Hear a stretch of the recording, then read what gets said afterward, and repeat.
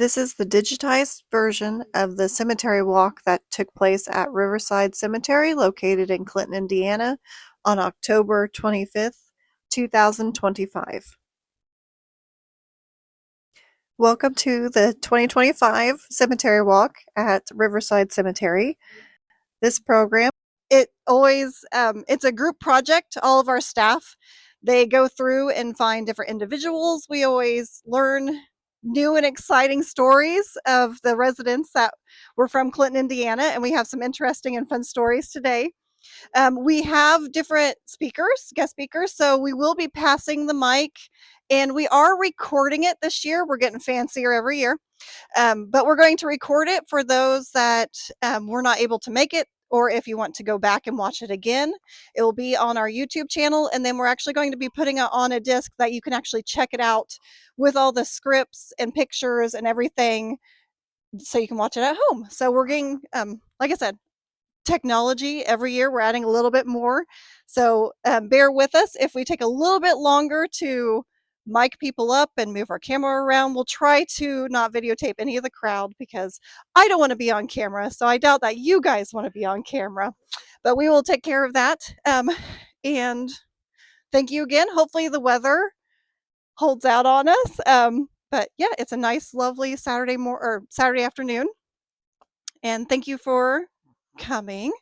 I'm waiting for, I think, all the cars. Oh, we have one more. I know.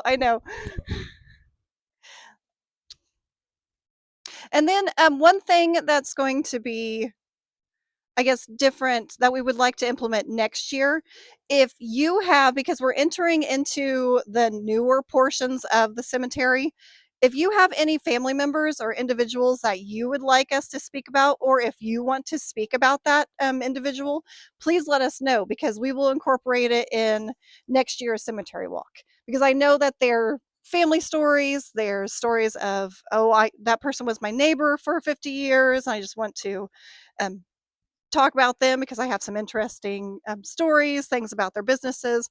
So just let us know, because we would love to incorporate more people. So I think we are going to get started. Our first speaker is going to be Emma, and she has the Shirkie family, and it's actually right on the other side of this tree. So Emma will run over there and we will get started. Family was money equals lawsuits, because this family could not stay out of civil court for the life of them. This is the statue for Stuart Thomas Shirkie Sr., and he was born in Scotland in 1835.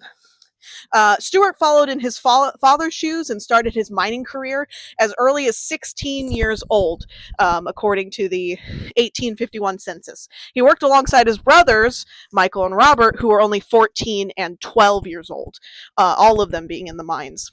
In the fall of 1857, Stuart married Jean Haggardly while still living in Scotland, and they would have 6 children together before they immigrated into the United States. Stuart and Jean would have more children after moving to Indiana. In the 1880s, they lived in Clay County, Indiana, where Stuart continued his mining journey. In the 1890s, the Shirkie family finally settled in Vermilion County. Stuart would become the owner of the Willow Grove Mine, that's over in Fairview. It is said that he was in easy circumstances when it came to his money. In 1902, Stuart Shirkie passed away and left his wife, Jean, all of his estates. However, in his will, he had specified that when Jean were to pass, the estates were to be divided to 5 of his children, with 2 specifically stated that they would receive no inheritance. As taken from the will, I give nothing to my sons Edward Shirkie and Hugh Shirkie, as I have given hereforto sufficient advancements. Though seeming harsh, Hugh and Edward were very successful in the mining business as well and owned several mines of their own. However, they were unsuccessful at staying out of legal trouble. After Stuart's death, the Shirkie family was involved in many lawsuits and even a grand jury trial. First, Stuart's 3 daughters, Jeanette, Margaret, and Jeannie, filed a suit to contest their father's will. As it said, it was going to be divided amongst their 5 children when Jean Shirkie passed. They didn't want to wait that long. The daughter's complaint alleged that if the mine is worked continuously, it'll be worked out and will be of no value by the time it falls to them. In other words, they didn't want to wait for their mother to pass in order to get the inheritance. Then, in 1903, 1 year after Stuart's death, Edward, Hugh, and Jean, their mother, were indicted in a 54 corporation trial for conspiracy and restraint of trade and or violation of the antitrust laws at the time. A newspaper article about the court case stated, the action grows out of charges made during the coal famine last winter, when nearly every coal dealer and operator was charged with conspiring to force up prices. The penalty for conspiracy was up to 5 years imprisonment and or a fine of $2,000, which equals to be around $73,000 in today. They were also facing the penalty for the violation of the antitrust law, which was imprisonment for 1 year in a county jail and a fine between $500 to $2,000, which would have been $18,000 to $73,000 today. During this indictment, Hugh was president of the Brulettes Creek Coal Company, and John Shirkie, helping his mother, Jean, were the owner of the Brulettes Company as well. And then Edward was the president of the Indiana Fuel Company. Lastly, in 1905, John Shirkie was sued by a woman he had promised to marry. This woman, Miss Hattie Leah, brought his suit to John for $10,000 for breach of promise, since John had induced to travel with her and promised marriage, all of which did not happen out of fear he would displease his mother. But our biggest question when researching this whole family is what happened to Peter Shirkie? He was the only child not listed in his father's will. While researching, findagrave.com had this to say, he was a coal miner. He was born in Ayrshire, Scotland, and was the son of Stuart Tom Shirkie and Jean Haggardly, listed as their son on the 1880 census for Van Buren, Clay County, Indiana. He was married to Lydia J. Davis, who was the widow of Thomas Monroe Minnis. Unlike his other siblings, he was not named in his father's will. So we have no knowledge as to what happened. We know that his gravestone is in Pike County, but there is no information on whatever happened to Peter. All right. Yeah. Did he move? Did he leave? Did he do something cool? We don't know.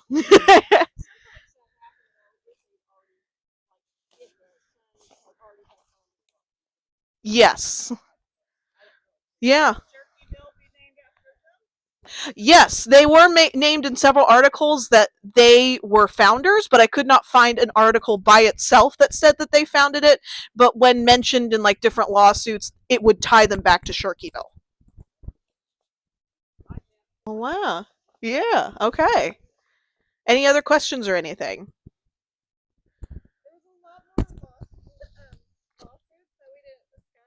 Yes.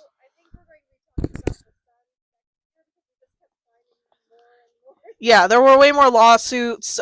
Jean Haggerty, the mother, who is also buried here, she ended up going through someone's porch in her car, like 3 years before she passed away. Um, yeah, cars were a new thing. She apparently wasn't very good at them. And there were many other lawsuits, including injuries that happened in the Shirkie mines, and things like that. And we have all of that information that will be in the binder for this year's cemetery walk. So there's more stuff on them. They could not stay out of court. Okay. Alrighty, I'm Leslie. Hi, everyone. This is the grave of Phoebe and William Wake. William Wake was born in 1843 in Durham, England, and by 1845 his older brother Anthony had passed away and he had been baptized in Medhemsley, England. He would then see the birth of 4 more siblings before 1852. 3 of them would survive to adulthood. In 1866, he immigrated to the United States and settled in Pennsylvania, where he met his wife, Phoebe Lee. Phoebe Lee then became Phoebe Wake, but she was born in England as well, and not much of her life is known until she immigrated to New York in 1851. Her family settled in Bloom, Pennsylvania, where she would meet William. And there are no records of her life until she marries William in 1869. 3 of their children were born in Pennsylvania until they moved to Brazil, Indiana, and immediately thereafter decided to move to Clinton. I guess they didn't like it very much there. In Clinton, they would have 5 more children, 8 children in total. 6 boys, 2 girls, all of whom survived to adulthood, which at the time was a very impressive feat. They may have also had twin boys who passed shortly after their birth in 1881. Their names would have been Frederick Lee and Edward Lee Wake, but that is not a confirmed announcement. That is through Ancestry.com, and so I don't know if that is true or not. Couldn't find any birth or death records. Alrighty. William Wake made his money as a coal miner during his life in Clinton and died in 1908 at 64 years old. He and Phoebe having been married for 39 years at the time. Fortunately, all of their children were adults at the time and still lived at home, and their sons made good money as coal miners as well, so they took care of Phoebe for many years until she passed from acute lobar pneumonia in 1823 at the age of 76. I'm sorry, 1923 at the age of 76. They were both loved by their children very much, each having 2 grandchildren named after them, and that love is evident in this very beautiful tombstone. Generally, a tree stump tombstone is indicative of a life cut short, but this style of stone was actually quite popular from 1880 until 1910 for people who had lived long and good lives. The push for rural cemeteries that were located on the outskirts of town and functioned aesthetically as a park was relatively new in the 19th century. And as more towns started implementing this practice, the rustic movement took hold. This movement made its way to America from Europe as a more naturalistic way to garden and design homes and furniture.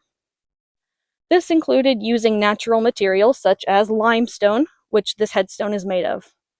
And it also involved working with the land while implementing the superb craftsmanship and attention to detail that was prominent in the Victorian era. Stones like this were designed to blend in with the natural scenery and also call attention to lives well lived in a beautiful and subtle way. The potted calla lily that we see at the bottom of the stone commonly represents beauty, purity, and marriage. The rose vine that climbs up the trunk symbolizes devotion and eternal love.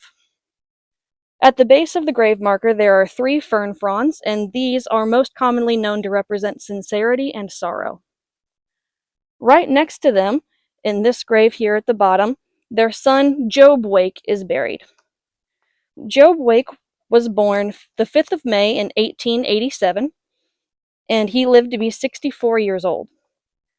He was drafted into World War I in 1917 at 30 years old. He never married. He lived with his sister and her husband, and then eventually moved in with his nephew and nephew's wife. He worked as a coal miner and as a laborer in the pool room, which would be a billiard hall at the time, and only attended the first year of high school.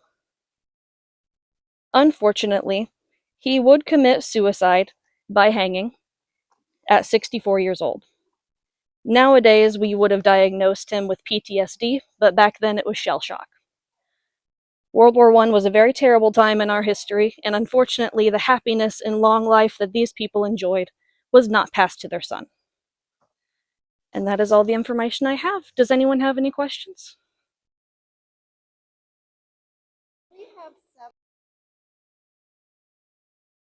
Terry Williamson. Welcome, everyone.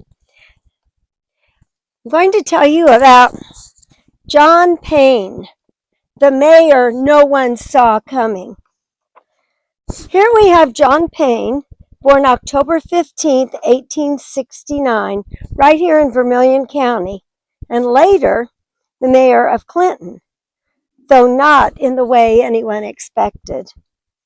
Let me take you back to April 1924. The city was in flux. Mayor M.J. Tucker had just died in office. The Clinton City Council split evenly, 3 Republicans, 3 Democrats, was left to choose who would take over.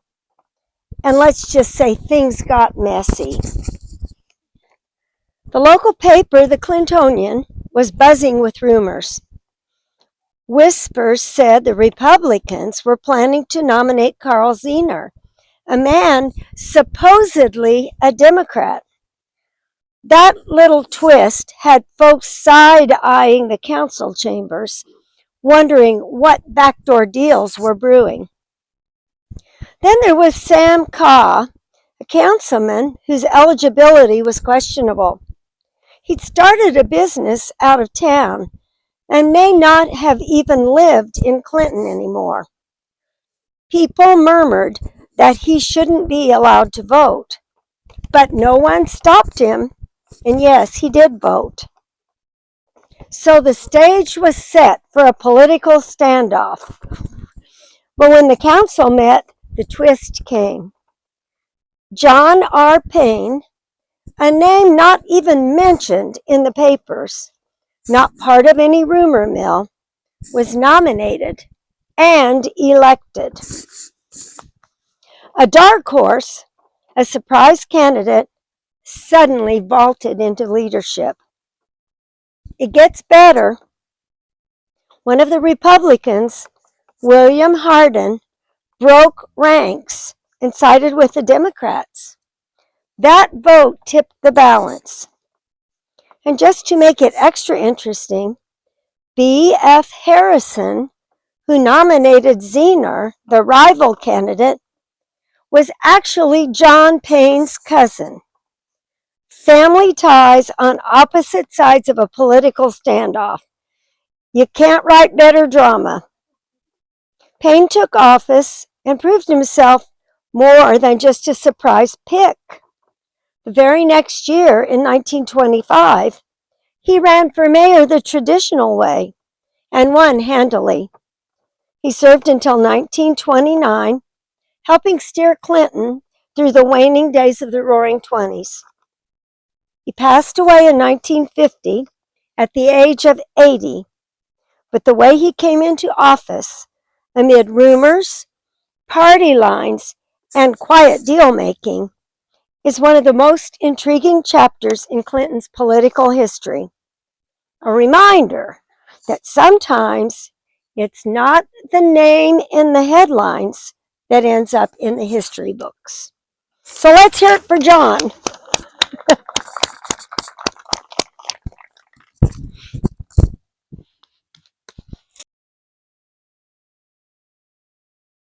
All right, this man right here is Mr. Uzoas Uzkaukas. And you might think that's a little bit of an odd name, but generally you're going to find odd names when you're getting immigrant people of different nations.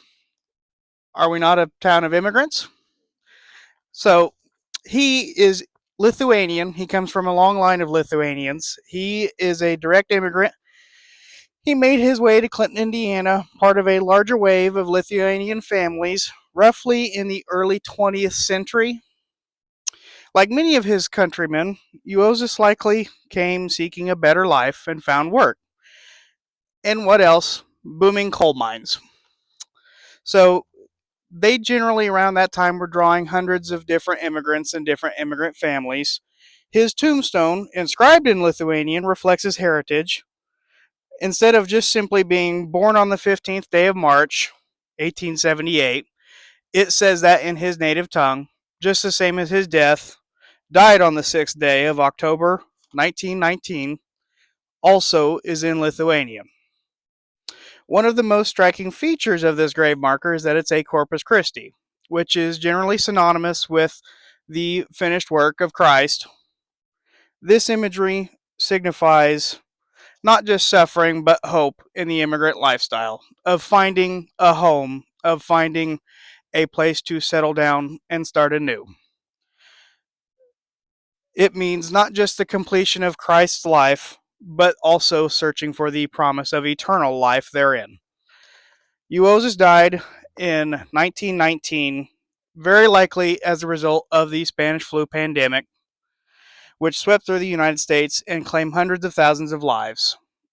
There was many mining communities in Clinton, especially where they were working in close quarters, where there likely was not very many in any form of quarantine measures. They likely had no way to separate from each other because it was just small, damp caves where they were mining for their resources that they were needing, primarily coal.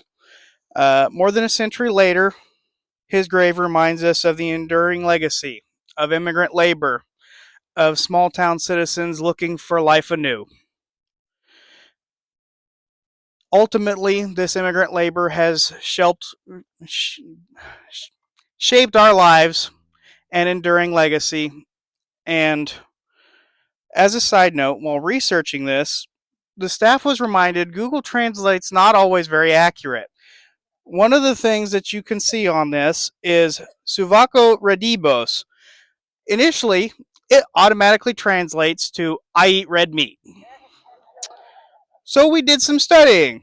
It took some time, but we believe it's a phonetic spelling of a Lithuanian phrase, Suvako Redibos, it's a historical reference found on older tombstones who are all Lithuanian or from the rough area.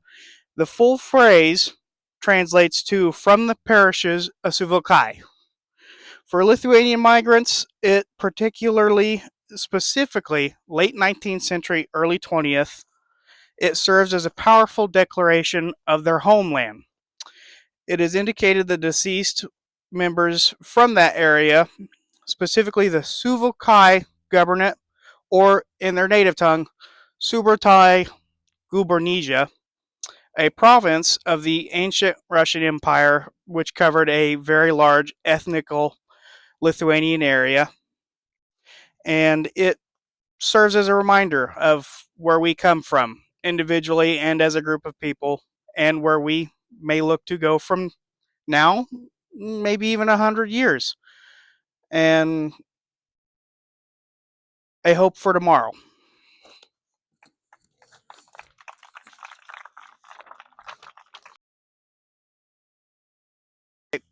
This here is our next gentleman. His name is Leonard J. Snowberry. He possesses a bit more of a humble grave, a humble soldier, humble beginning, humble end, but ultimately a fulfilling life.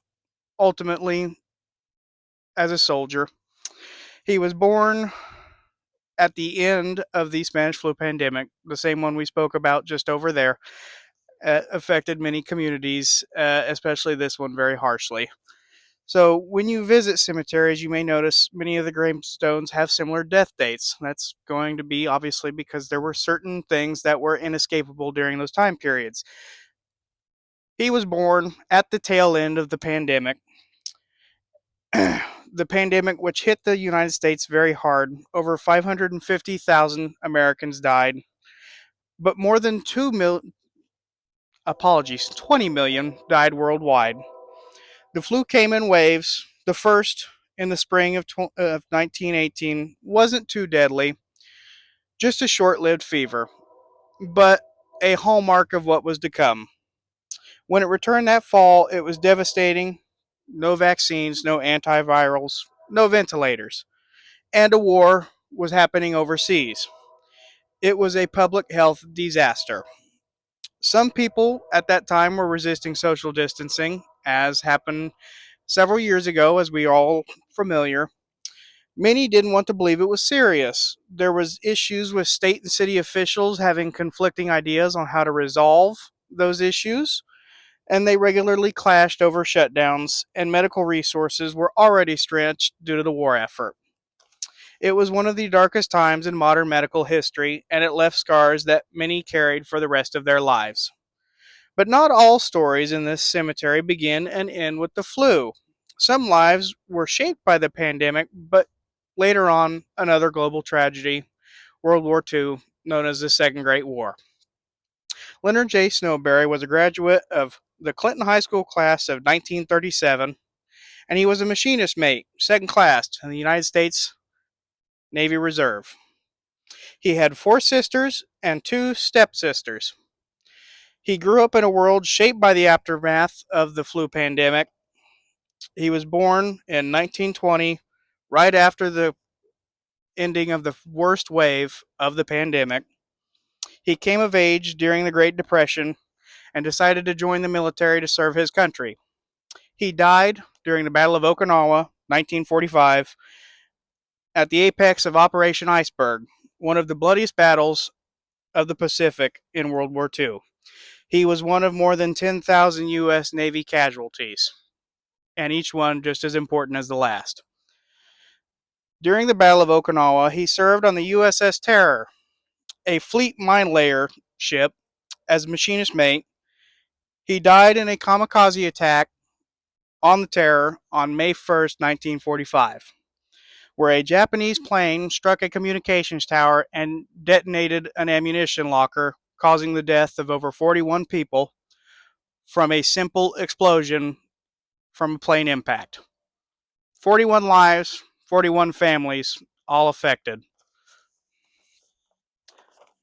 So here, in this quiet Indiana cemetery, lies someone whose life spanned two of the world's greatest catastrophes. Born in the shadow of the Spanish flu and lost in the fires of World War II. That is all.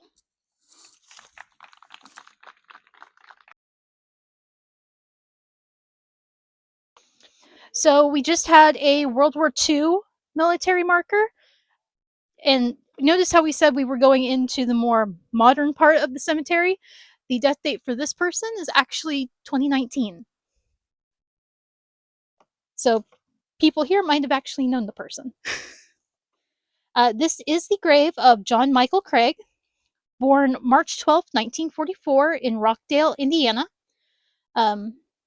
He is one of the many veterans that are buried here in Riverside.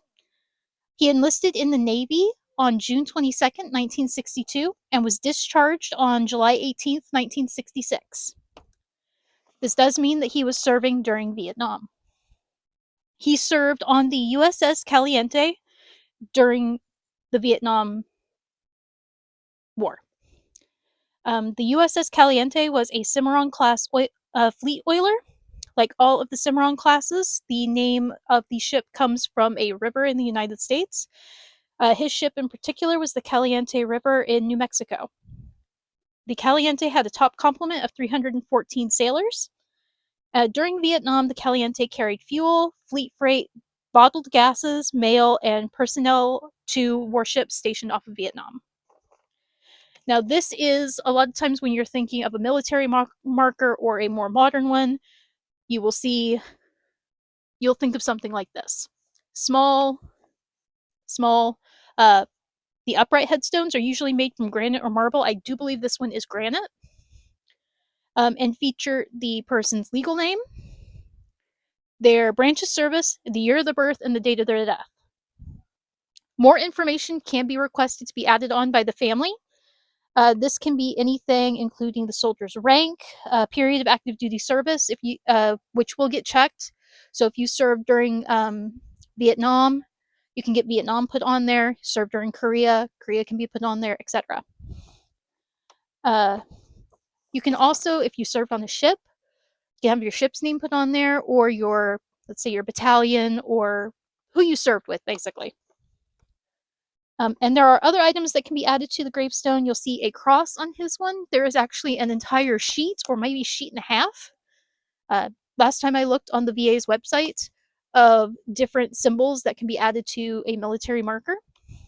Speaking of the VA, if you do happen to know anyone who needs a veteran's headstone, or if you have a veteran in your family and they pass away, you will need to contact the U.S. Department of Veteran Affairs, or the VA, as many people know it. They are the ones who take care of ordering these kind of stones.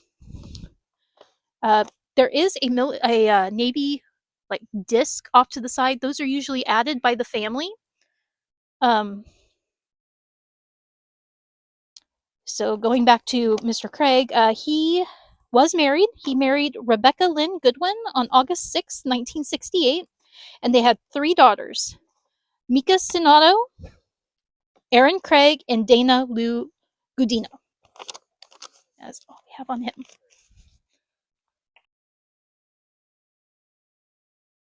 Let's see. Everybody hear me okay? Good. This is Mary Lukic. She was born September 19th of 1921, and she passed away April 9th of 2015. what from Alzheimer's. What we're going to talk about is her picture, and this is called the photo ceramics. They started appearing in the late 1800s as photography became more available to the public. The rise of these types of grave adornments can be tracked in time with the practice of postmortem photography. There are others that are similar in the cemetery. A lot of the times, many people call these indestructible, but time and weather, of course, destroys things. So a lot of them you'll just see where it used to be. They still do these types of grave adornments today. In fact, a new trend is a QR code put with your picture that you scan it with your phone, and it takes you to a online remembrance. So that's me. That's it.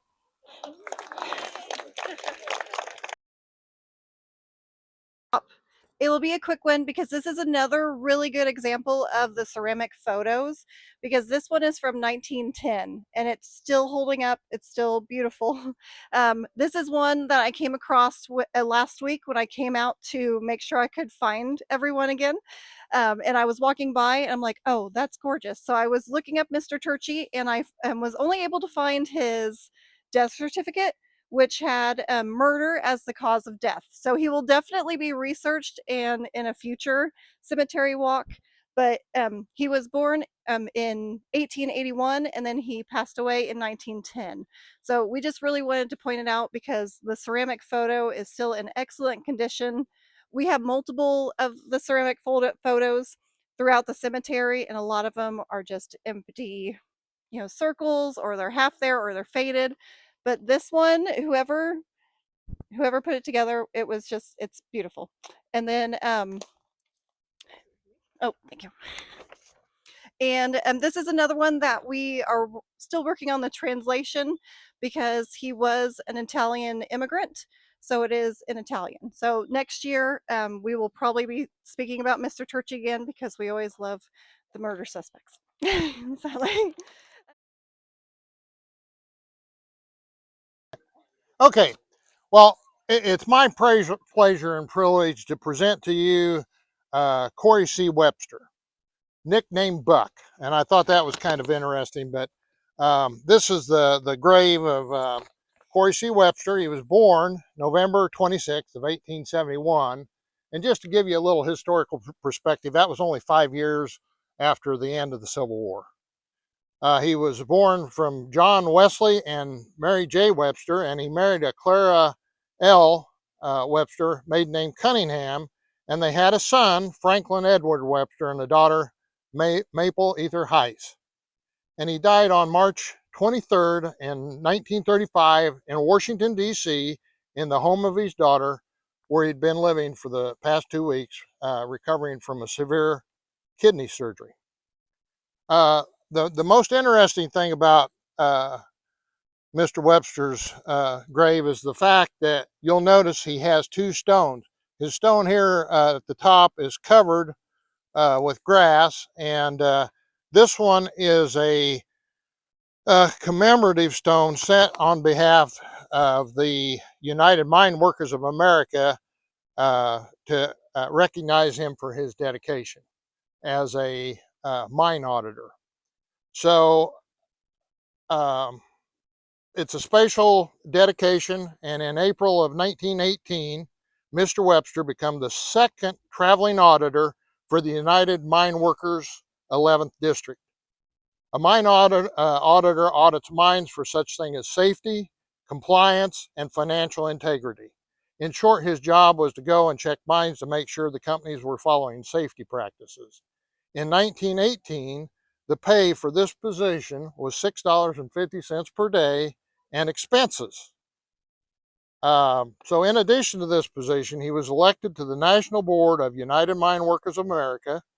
It says they weren't able to locate the exact date where he served on the board, but based on the time frame, he was involved with the union during one of the most tumultuous times in union's history. So keep in mind This was, he was working, basically during the Roaring 20s. We've heard that after 1918, which was the Spanish flu. So this was a time, though, when there was union labor and non-union labor, and all the non-union labor was known at that time as, scabs or scab mines.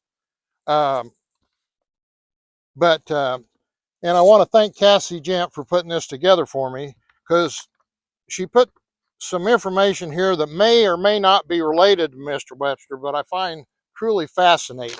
So first, I'm going to read. It says here where, more familiarly known as Buck, a prominent coal miner, has chosen to fill the position of the second traveling auditor for the United Mine Workers of the 11th District. This is a position created by the delegates at the district convention recently held here. For a long time, the work has been too great for the traveling auditor, Roy Hirschfeld. So for some time, he has worked as a coal miner at Miami Mine Number 9, but has been off duty working as a substitute for the district board members. He will work with Mr. Hirschfeld until the field will be divided into two separate entities and then divided into two districts. And again, it gives these pay. But to show, what we were referring to as the tumultuous times, it's assuming that he ascended to the national board in the 1920s. He would have been on board during the presidency of John L. Lewis. And, he was one of the great leaders of the United Mine Workers of America. And potentially during the Mattawa Massacre on May 19th of 1920, were 7 coal mine company enforcers, 2 miners who had joined the Union and were unarmed at the time of the shooting were killed. The mayor of Mattawa died in the hospital the next day. So, violent times. If he was a member of the National Board at that time, he would have also been involved in some way with the Battle of Blair Mountain on August 25th, September 2nd in Logan County, West Virginia.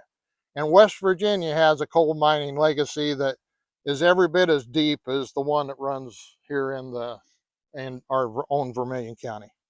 The clash between the mine company owners and managers and the mine workers ended with 5 to 100 workers, 30 company security men, and members of the local sheriff's department and West Virginia State Police, and 4 members of the Army killed in a little over a week.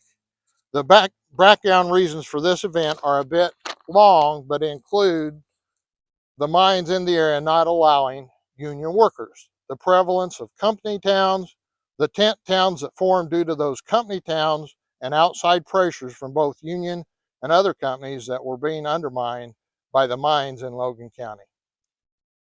It says, for either of these reasons, Mr. Weber's work as a mine auditor and his service as part of the National Board of Union during the tumultuous time in labor history could be the reason he was honored with this spatial dedication stone on his grave. And then furthermore, I find it just a little more interesting in the fact, that he died in Washington, D.C. at his daughter's house, staying with her. But yeah, he was transferred. He chose and was transferred all the way back to his roots, Clinton, Indiana, to be buried right here in Vermilion County. So at this time, I think that concludes our presentation on behalf of the Clinton Public Library, and we greatly thank you for all coming.